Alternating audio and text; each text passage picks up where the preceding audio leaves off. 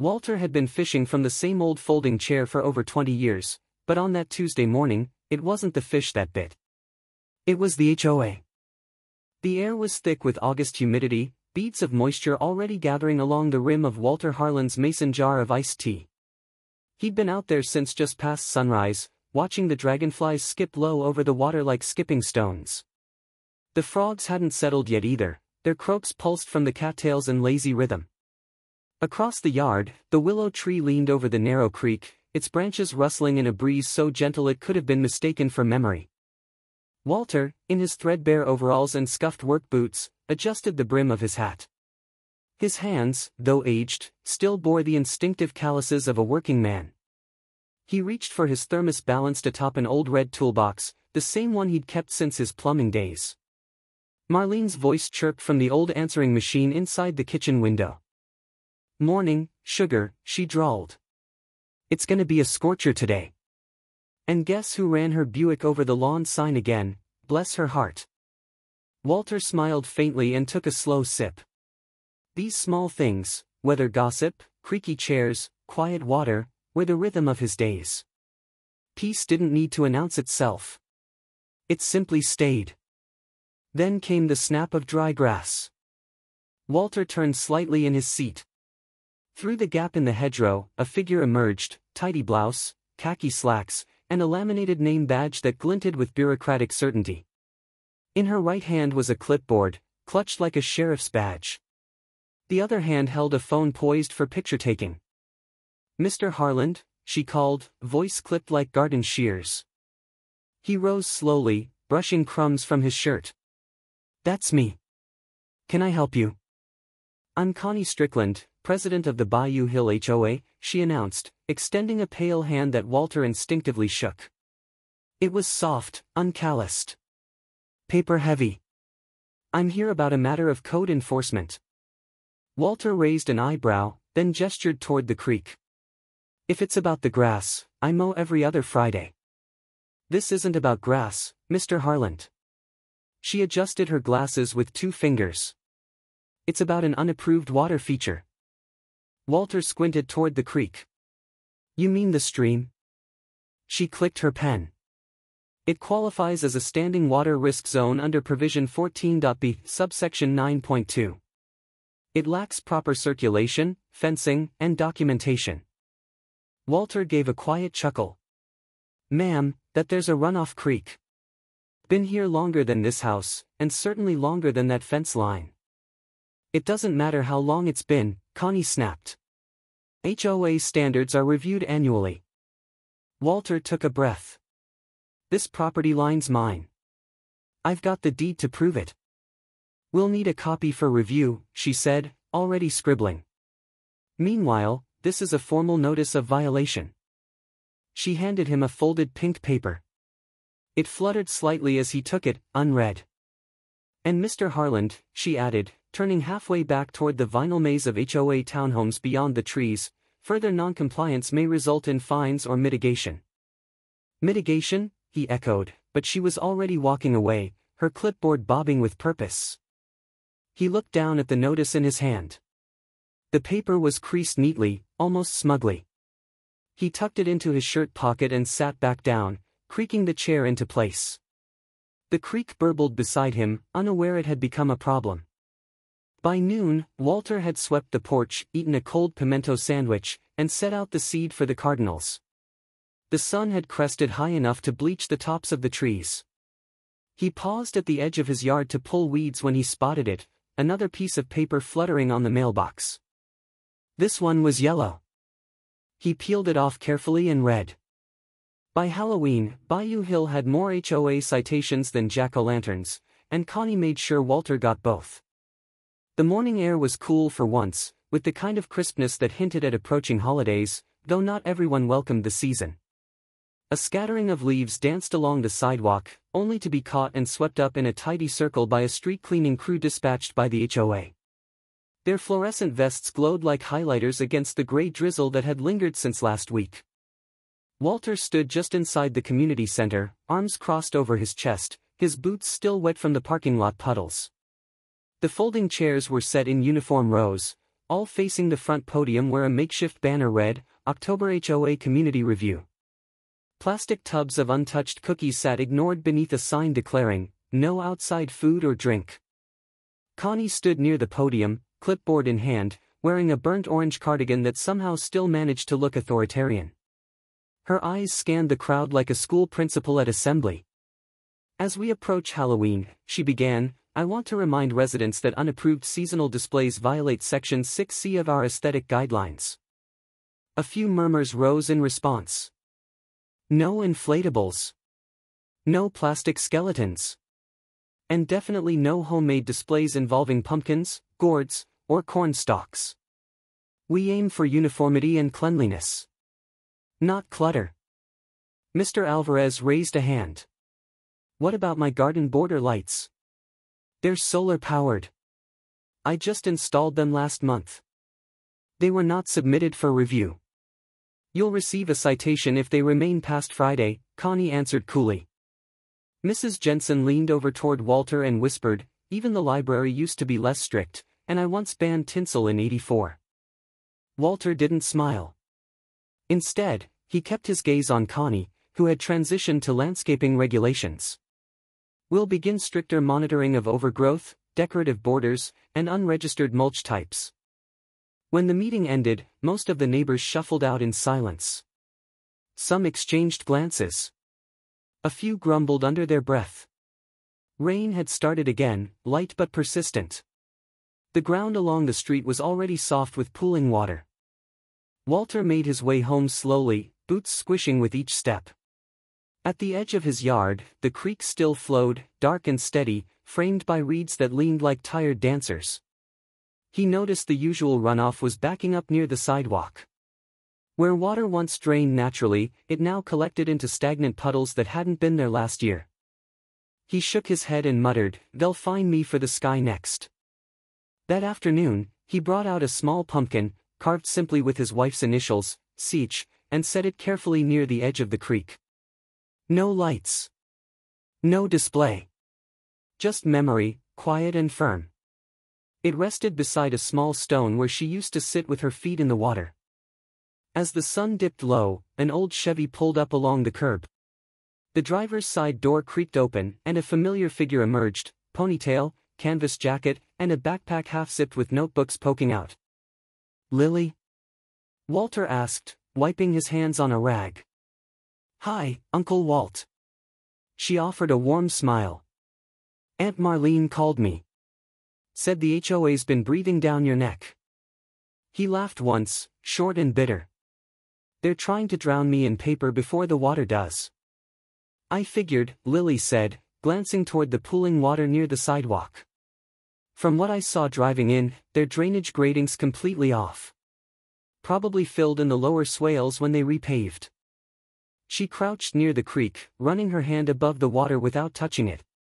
This is natural flow.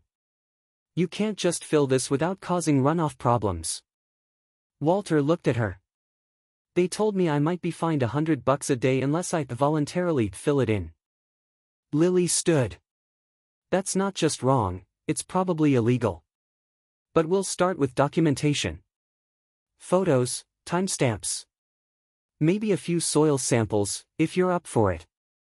That evening, they sat inside by the heater, Lily explaining the basics of stormwater management while Walter scribbled notes on a napkin.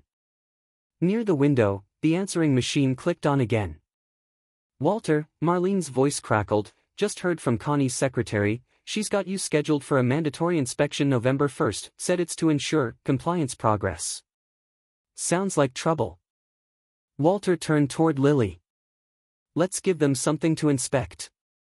The rumble of a cement truck at dawn was not how Walter expected to start November, but Connie had other plans.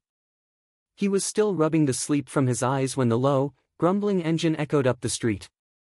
Outside, mist clung low to the ground, muting colors and sound alike, until the metallic hiss of air brakes shattered the morning quiet. Walter pulled on his jacket and stepped onto the back porch, boots crunching on damp leaves. The smell of wet concrete reached him before the sight did.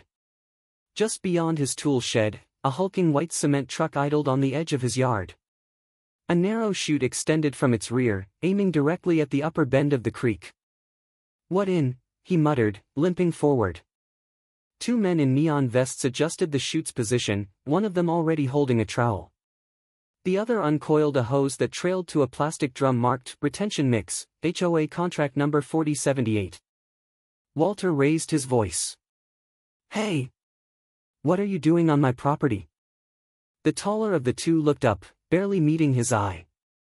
"Erosion control. It's approved." "Approved by who?" Before either man could answer, a familiar voice cut through the fog. "By the HOA." Connie emerged from behind the truck, clipboard tucked against her hip, an umbrella in her other hand even though no rain had fallen yet. Her lipstick was the same shade of coral as always, and her smile was surgical. "You were notified last week, Walter." Page 4 of the inspection packet. Section 9B, Rapid Response Mitigation. "You're paving over a creek." She tilted her head. "A drainage anomaly. One that poses risk to the uniformity and safety of Bayou Hill. This isn't a cul-de-sac. It's a waterway. Which has been deemed non-compliant."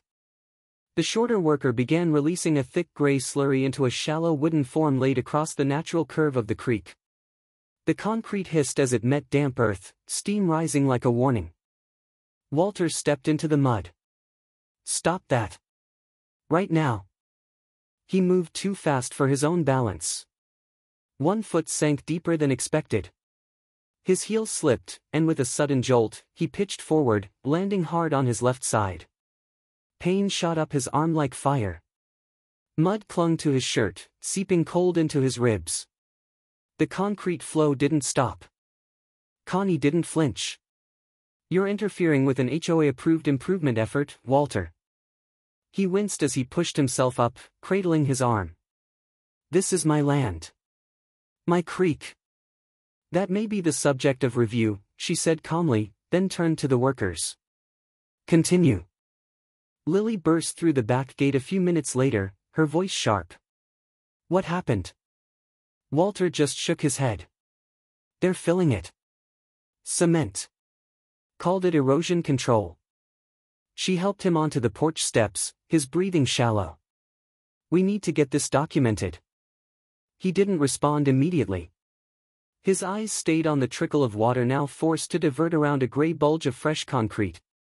The creek looked like a wound trying to heal around a splinter. The workers began packing up, scraping off their boots, while Connie jotted something on her clipboard. She tore the sheet off with practiced flair and handed it to Lily. "New violation," she said. "Interference and disorderly behavior." "I'll file one of my own," Lily muttered. The rain started as soon as they left, soft, insistent. It pattered against the porch rail, filling the yard with a rhythm that felt both soothing and wrong. The cement gleamed wet and foreign under the gray sky. Walter sat in silence for a long while, the ache in his arms slowly dulling. His boots were caked, his pride scraped. When the cold began to creep in, he stood, walked into the garage, and pulled the chain on the overhead light. In the far corner, behind a dusty box of copper fittings, lay an old Polaroid camera. He picked it up gently, testing the shutter. It clicked like it remembered him. Beneath the workbench sat a thick manila envelope, yellowed and taped shut. Across the front, in block letters, he'd scrawled years ago, "Property, 1952. He exhaled through his nose. Behind him, the answering machine clicked. Marlene's voice crackled through, "Storm's coming, hon, better tie down that chair of yours." Ching 4, the water remembers. The first storm rolled in like a slow drumbeat, and Bayou Hill wasn't ready. It began before dawn, just a whisper of rain tapping the tin roof of Walter's shed, soft enough to be mistaken for wind. By breakfast, it had become a steady patter. By lunch, it was a deluge. Walter sat by the window, a mug of chicory coffee in hand, watching the droplets race down the pane like they were in a hurry to warn him. The yard had always welcomed rain, absorbing and guiding it toward the creek with the grace of a system older than any house around it. But that morning, the flow hesitated. Then it pooled. "Unnatural," he muttered. Lily appeared beside him with her tablet and a pair of rain boots. "I've set up the drone. We'll get aerial footage before the light fades too much." She stepped outside with purpose, camera bag slung across her back, sleeves rolled high. The water squelched under her feet as she crossed the soggy lawn. From the porch, Walter watched her launch the drone. It buzzed upward like an annoyed mosquito, circling wide, capturing the spreading puddles that didn't know where to go anymore. By noon, the creek was completely submerged, but not with running water, just stagnation. The concrete barrier created a backflow, subtle at first, then brazen. The eastern fence line sagged, and frogs began hopping confusedly through Walter's tomato patch. Across the street, Mr. Alvarez stood in galoshes beside his prized retaining wall. His face was pale.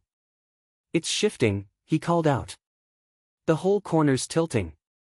Walter joined him, cane in hand. "You ever had water build up there before?" "Not like this. The ground's too soft now. It ain't draining right." That evening, Lily compiled footage. Photos. Time-lapse clips.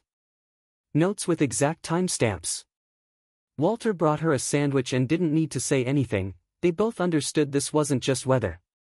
The rain hadn't stopped by the time Mrs. Jensen called. "My basement carpet's gone mushy," she said with a sigh. "Smells like wet dog.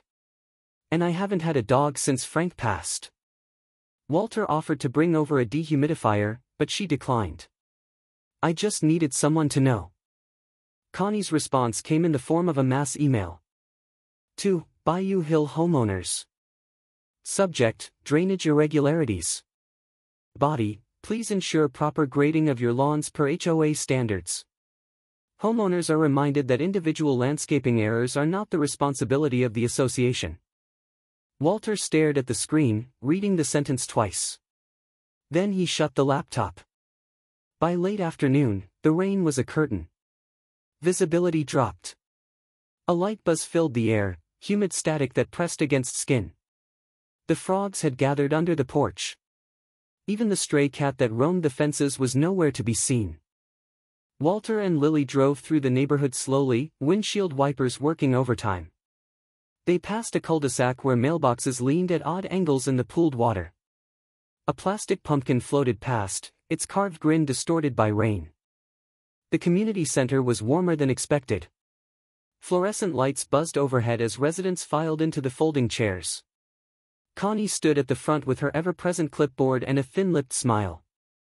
She reviewed agenda items in a clipped voice: landscaping violations, early holiday decoration warnings, and a reminder about trash bins being out of sight. Walter didn't speak. He sat 2 rows from the back, watching. Listening. Around him, neighbors exchanged wary glances. Some whispered. Others stared straight ahead.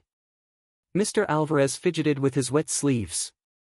Mrs. Jensen dabbed her nose with a tissue. No one brought up the flooding. When the meeting ended, Walter left without a word. Back home, he dried his boots and placed a single photo into a binder, one of many, now. It showed the end of Maple Street. Or rather, what used to be the end.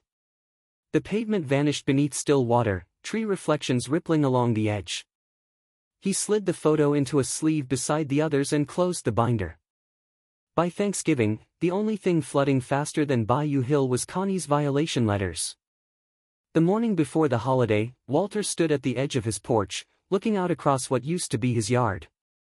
The water had crept higher overnight, now lapping gently at the second step like an eager guest.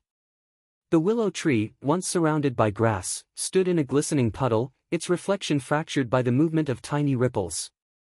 He poked at the fire pit with a stick, coaxing the embers beneath the sweet potatoes he'd wrapped in foil. The scent of char and starch mingled with the dampness in the air. Lily sat nearby, laptop balanced on her knees, tapping notes as she reviewed the footage from the last drone sweep. "You know," she said, glancing up, "Aunt Mara used to hum when she made sweet potatoes. Something soft. I think it was, 'Take Me to the River.'" Walter smiled, the memory catching him off guard. "She said it made them roast sweeter." A thin wind tugged at the corner of the tarp he'd strung above the porch. Rain clouds loomed, but for now, the sky held its breath. Across the street, Mr. Alvarez shuffled down his driveway, boots kicking up wet leaves. He waved a soggy envelope at them. 2 more citations this week, he said. One for not trimming my rosemary. The other for the color of my mailbox. Lily arched an eyebrow. I thought your mailbox was gray. It is. But apparently it's the wrong gray. He sighed. It's madness. Mrs. Jensen arrived not long after, wrapped in a puffy blue coat despite the mild air. She brought a pie, pecan, slightly lopsided, but fragrant and warm. I shouldn't have, she said. But I needed company. They pulled up chairs and shared stories, laughter, and memories, the kind that settled into the space between flood warnings and violation notices. The porch lights glowed softly against the growing dusk, and the frogs resumed their nightly chorus, undeterred by holiday calendars. Later, as the pie was reduced to crumbs and Lily stacked the paper plates, Mr. Alvarez leaned in. We should do something. A petition. Rally the neighbors. She can't fine all of us. Walter didn't answer right away. He stared out into the darkening street, then rose slowly and stepped inside. When he returned, he held a manila envelope, yellowed at the corners. Inside was a folded document, county letterhead, dated 1978. Natural drainage easement, he said quietly. Permanent. Recorded. This creek isn't just mine. It's protected. Lily took the paper, eyes scanning rapidly. Where did you find this? Same place I found Mara's recipe cards. She filed everything. The next day, Connie sent another blast email. This one announced the creation of the Bayou Hill Flood Mitigation Committee. The message was filled with bullet points and bolded language. Residents were advised to submit photos of water damage in accordance with procedural standards. The committee, it was noted, would be chaired exclusively by Connie herself. Mr. Alvarez muttered something about foxes and henhouses. Mrs. Jensen deleted the email without reading past the header. That afternoon, Walter sat at the kitchen table with his camera and Lily's laptop. They chose the best images: sunken fences, submerged sidewalks, the retaining wall collapse. Lily edited them for clarity while Walter drafted the messages. They didn't sign them. Instead, the photos were attached to anonymous emails sent to local news stations, a regional environmental board, and 2 state representatives. The subject line read, Unauthorized HOA construction causing community flooding, evidence attached. The send button clicked with the finality of a hammer strike. That evening, Walter roasted a second batch of sweet potatoes, sharing the extras with the frogs now nesting under the porch stairs. He and Lily sat quietly, listening to the hush that followed a still evening in the bayou. Somewhere across the street, a neighbor's wind chime sang a soft metallic lullaby. Then the headlights came. A low hum echoed down the lane as a white city vehicle turned the corner and slowed. It crept past Walter's house, tires slicing through puddles like butter through cornbread. Inside, a figure sat motionless, head tilted toward the porch. Lily rose halfway from her chair, heart pounding. But the car didn't stop. It coasted forward, past the mailbox and down the street, then vanished around the bend. They waited a beat longer. Walter sipped his coffee. The steam curled upward like a quiet question. By December, Bayou Hill wasn't just soggy, it was sinking. The morning chill hung heavy over the neighborhood, more moisture than cold, the kind of damp that crept into socks and joints. Walter stood beside his mailbox, its base now ringed by a permanent puddle, and watched as a white sedan with a city seal on the door idled near the corner. 2 men in windbreakers stepped out, clipboards in hand. Behind him, the familiar squeak of the front screen door. Lily came out holding a thermos in one hand and a yellow envelope in the other. They're from the city infrastructure office, she said quietly. 3rd time this week. Walter took the envelope and didn't open it. Not yet. Across the street, one of the inspectors leaned over Mrs. Jensen's porch rail, pointing at the waterline that had stained her siding a permanent brown. She nodded, worry etched in her face, while the second inspector took a photo of her basement window, half submerged in murky runoff. Then the shouting started. Connie Strickland appeared from the side of her beige two-story like a storm herself, clip-clopping across her yard in impractical wedge heels. She didn't slow at the property line but marched right up the soggy path to Walter's gate, eyes flashing, clipboard swinging. "You think you're clever," she snapped. "Sending lies to the media. Harassing city officials. Don't play dumb, Mr. Harland, I know it was you." Walter didn't answer. Instead, he lifted his phone slowly and tapped the red button on his screen. The light blinked, recording. Connie hesitated. "You're interfering with a private HOA matter." He raised an eyebrow. "On my land?" Her mouth opened, then snapped shut. She turned and stomped off, splashing through ankle-deep water that once drained effortlessly through the very creek she'd buried in concrete. Lily handed Walter the thermos and smiled. "We should bake something. You know, like the neighbors used to." He nodded. "Banana bread? That, or gingerbread. I think people could use the smell of cinnamon right now." Later that afternoon, news spread quickly through the neighborhood. The city had declared 3 homes as structurally compromised due to foundation instability. Walter wasn't surprised. Mr. Alvarez's garden had begun to tilt 2 days earlier, and one of the newer townhomes looked like it had settled an inch on the left side. That evening, the HOA called an emergency meeting at the community center. Walter went alone. Lily stayed back, prepping more drone footage in case it was needed. The room buzzed when he entered, neighbors murmuring low and fast, casting glances toward the front where Connie stood behind a laptop, trying to plug in an HDMI cable. Her usually immaculate hair frizzed at the edges. A water stain marked the hem of her skirt. "Order," she barked. "Everyone, sit. We'll begin with the slideshow detailing our mitigation timeline." The screen lit up behind her, but it wasn't her slideshow.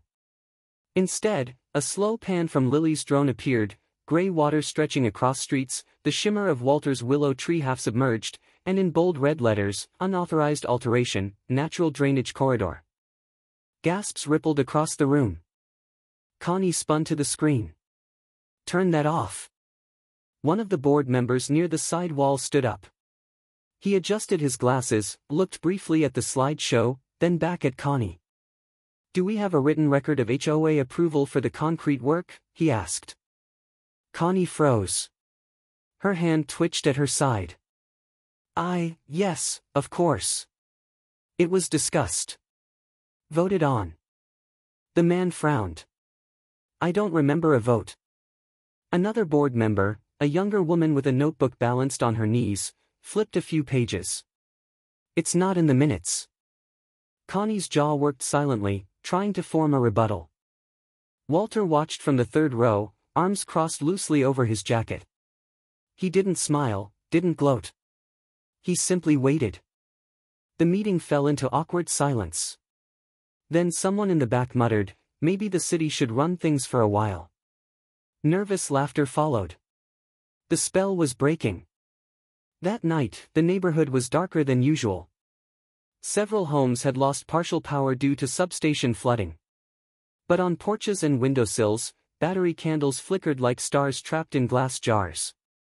Neighbors sipped from mismatched thermoses, swapped stories, shared casseroles cooked on gas stoves and camp grills.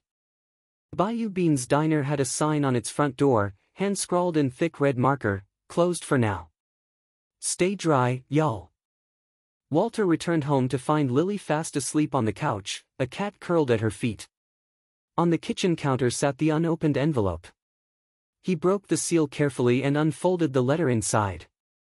The red notices showed up like warning flares, 12 homes, including Connie's, marked unsafe. Walter had seen plenty of things in his years, floods, fires, even a hurricane or two, but there was something different about watching a row of tidy beige houses wear fluorescent condemnation notices like bruises. The stickers flapped lightly in the damp wind, corners peeling but words bold, "Do not enter without clearance." At the curb outside the Jenkins house, a young mother held her toddler close, a garbage bag of belongings at her feet. Her husband muttered on the phone, pacing between puddles. Walter stepped over, quietly handed her a wool blanket wrapped in plastic. "It's clean," he said, nodding to the bundle. "Kept it in the attic." She looked up, eyes tired. "Thank you, Mr. Harland." He tipped his cap, said nothing more. By sundown, the neighborhood was quieter than usual. Not peaceful, just hushed, the way people lower their voices when too much has already been said. Lily sat on the porch steps, sorting photographs into folders on her tablet. Each image was time-stamped: rising water, shifting fences, sagging porches. Behind her, the community center's windows glowed yellow. The final emergency HOA meeting had been moved there, though emergency felt like an understatement now. Inside, rows of folding chairs faced a sagging podium. Half were empty. The rest were filled with people who didn't try to hide their anger or fear anymore. Mrs. Jensen sat near the aisle, holding a cane and a notebook. Mr. Alvarez leaned against the back wall, arms crossed. Connie stood at the front, visibly thinner than weeks before, her blazer wrinkled, mascara barely clinging. Her voice cracked as she launched into excuses. "The city has completely overreacted," she said. "They ignored our mitigation plans. The rainfall this year broke records. And frankly, certain individuals," she shot a glare toward Walter, "have actively undermined this community's order." Murmurs spread like ripples across the crowd. Walter didn't respond. He remained seated, legs crossed, notebook closed in his lap. A board member stood. Her name tag read Janine, HOA secretary, though the title now felt hollow. "I have a document here from the county office," Janine said. Her voice didn't shake. "It outlines the findings of their investigation. I'd like to read it into the record." Connie stepped back, jaw set. Janine unfolded the paper. "Failure to obtain proper permits for creek modification. Violation of Environmental Drainage Code 12.14.2. Negligence resulting in infrastructure damage. Abuse of homeowner trust and association funds." There was silence after she finished. A long, heavy silence broken only by the faint patter of rain against the windows. Connie opened her mouth, but no words came. Instead, she turned slowly, walked out the side door without another glance. No one followed. Later that night, Walter walked down the road, flashlight in hand, boots sinking half an inch into mud. He passed Connie's house, where the red notice gleamed on the door. From the shadows beside her mailbox, movement. She stood there, still in her heels, wrench in hand. With a grunt, she yanked the metal mailbox post free from the ground and heaved it into the back of her SUV without a word. Lily snapped a photo from the sidewalk, not out of malice, just to complete the archive. At the corner of Cypress and Willow, a group of neighbors waited under a flickering street lamp. One by one, they stepped forward to shake Walter's hand. No speeches, no dramatics. Just firm grips, nods, and quiet gratitude. Mr. Alvarez clapped him on the shoulder. "Should have run for HOA president, old man." Walter chuckled. "Rather fish." Back at the community center, the last agenda item loomed. Janine cleared her throat. "All in favor of dissolving the current HOA structure and requesting city mediation, raise your hand." One by one, hands rose, some tentative, some bold, but none stayed down. Winter came late that year, but when the first frost arrived, it kissed the banks of the creek. It was the kind of cold Bayou Hill rarely knew, just enough to silver the grass and hush the bugs for a while. The morning mist clung low, curling around porch railings and mailbox posts like breath held in quiet anticipation. The old folding chair squeaked a little under Walter as he carried it down to the creek path, his boots crunching the frozen dew. A dozen volunteers moved through the yard like purposeful ants, gloved hands, sleeves rolled, voices calm. They weren't professionals, just neighbors who had decided to help repair what should never have been broken. The concrete slabs were gone now. County crews had arrived earlier that week to scoop out the artificial layer with small excavators and cautious hands. What remained was soft, damp soil that smelled of old leaves and new chances. Lily knelt by the waterline, arranging native ferns in careful clusters, her breath puffing with each exhale. 2 little boys nearby were painting a wooden sign under her guidance. One smeared blue paint into the word "flow" and giggled when it dripped onto his boot. Behind them, Mrs. Jensen handed out cups of cocoa in mismatched mugs. Mr. Alvarez, who once fumed over his garden citations, now led a group hauling saplings from the back of a borrowed pickup. The community center had been boarded up, but the people had returned, to porches, to conversations, to shared casseroles passed over fences. Walter moved slowly, the folding chair tucked under one arm, a small wooden plaque cradled in the other. The plaque was smooth, hand-carved, the grain stained lightly to bring out the words etched into its surface. He had worked on it weeks ago, sanding during quiet evenings while rain tapped on the tin roof of the shed.